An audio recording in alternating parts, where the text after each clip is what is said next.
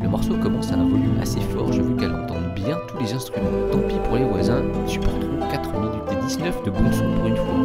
Moi je ne dis jamais rien quand ils écoutent leur rap. Dès les premières mesures, je vois qu'elle est très surprise. Elle hoche de la tête et se dandine légèrement.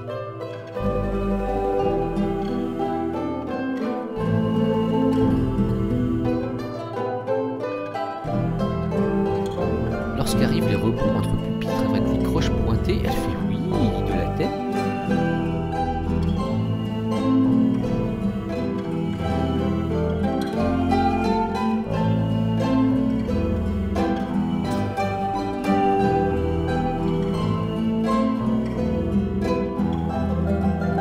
Et quand elle arrive à les croches, elle écarquille les yeux et ouvre la bouche comme pour faire waouh. Elle bat même la mesure. Je suis trop content, ça a l'air de lui plaire.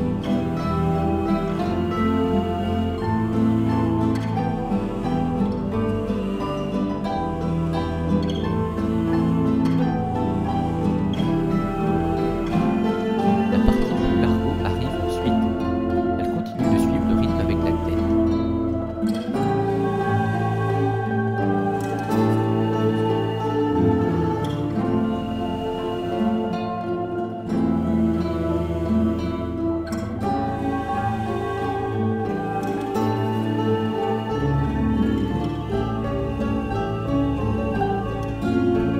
Quand la partie en ternaire se déroule, elle hausse les sourcils, très intéressée.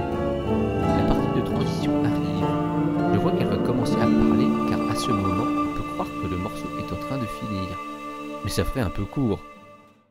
Attends, ce n'est pas fini. C'est la transition entre la première et la deuxième partie. Ah d'accord, pardon. Désolé.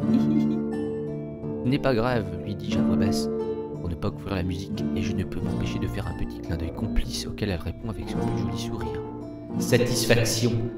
Note de fin de page, à la manière de Monsieur Latouche joué par Elise Moon dans les films du Cobu, il exprime ses émotions à voix haute par des mots qui finissent toujours en ion. La partie avec les pizzicato et la basse qui fait des notes glissées et slappées la laisse sans voix.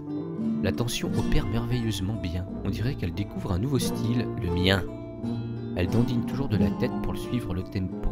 Vers la 70e mesure, on dirait qu'elle ne tient plus. Dis-moi que ça va décoller. Je hoche la tête car c'est justement le moment des croches qui précède le décollage. Je vois qu'elle se sent comme délivrée. Elle ferme les yeux. Moi aussi j'ai des frissons qui me parcourent tout le corps. C'est moi qui ai composé ça? Vraiment? Et plus les instruments montent en intensité, plus je vois sa bouche et son menton qui tremblent. Les larmes commencent à couler le long de ses jolies pommettes. Plus alors, je n'avais pas prévu ça. Qu'est-ce qui lui arrive? Ce sont les voix des anges qui lui font ça?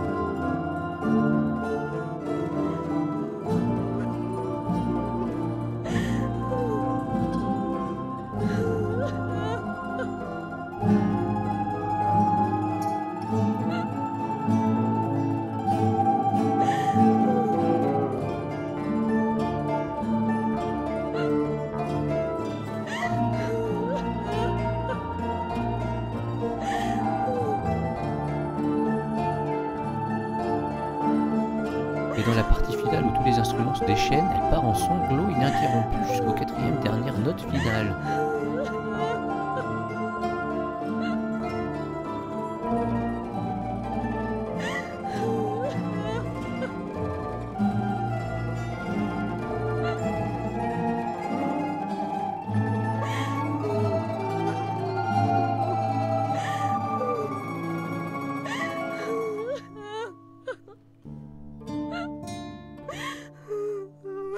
Le silence se fait.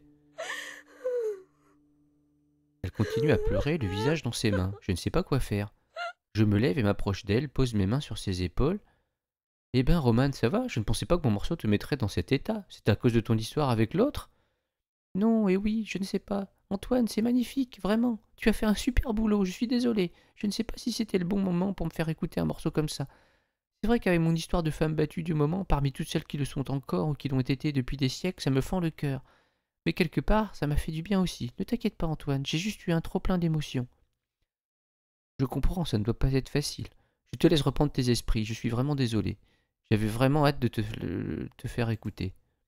Je vais te chercher un truc à boire pour me faire pardonner? Oui, merci. Mais ne t'inquiète pas, tu n'y es pour rien. Tu as bien fait de me proposer ta pièce. Mon téléphone sonne. Ah, sûrement encore des démarcheurs casse-bonbons. Excuse-moi 2 secondes, le temps de m'en débarrasser. Allô, bonjour, oui, c'est moi. Quoi? J'arrive tout de suite. Qu'est-ce qui se passe, Antoine? C'était l'hôpital, les urgences. Lilia et Franck ont eu un grave accident de voiture. Peux m'amener à Pellegrin? Ma voiture est toujours au garage. Notre fin de page, CHU de Bordeaux. Bien sûr, allons-y. Presque une demi-heure plus tard, nous arrivons aux urgences de l'hôpital Pellegrin. Un médecin nous reçoit. Monsieur, vous êtes le père de Lilia. Venez avec moi. Nous le suivons jusqu'à son bureau. Nous nous asseyons et l'écoutons les yeux grands ouverts. Personnellement, je suis sur le point d'éclater en sanglots tellement je me sens submergé par les émotions de peur et de tristesse. Monsieur, je ne vais pas y aller par 4 chemins. Votre fille est dans le coma. Elle a fait une hémorragie cérébrale et elle a le bassin cassé. Cette annonce me fait l'effet d'un coup de poing dans la figure. Je n'entends plus, je ne vois plus, je me sens mal. J'ai la tête qui tourne, les oreilles qui bourdonnent, je sens que je vais m'évanouir. Voile noir. Je me reprends au bout de quelques minutes alors que Roman m'appelle et que je prends des baffes du docteur. Je m'étais effectivement évanoui sur la chaise.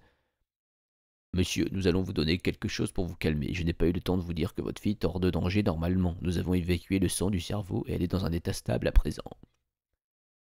Elle va s'en sortir, et Franck? Dis-je en sanglotant. Il est au bloc chirurgical. Il a une jambe cassée de multiples fractures. Vous pourrez le voir quand il se réveillera. Pour votre fille, j'ai de bons espoirs. Nous vous tiendrons au courant dès qu'il y aura des changements. Ces mots ne me rassurent pas du tout. Je me mets à pleurer de plus belle toutes les larmes de mon corps. Ma fille que j'aime le plus au monde est entre la vie et la mort. Roman me prend dans ses bras et pleure elle aussi. D'un moment de bonheur incommensurable avec Roman, comme il y a longtemps que je n'en avais plus vécu, nous sommes passés au pire jour de ma vie.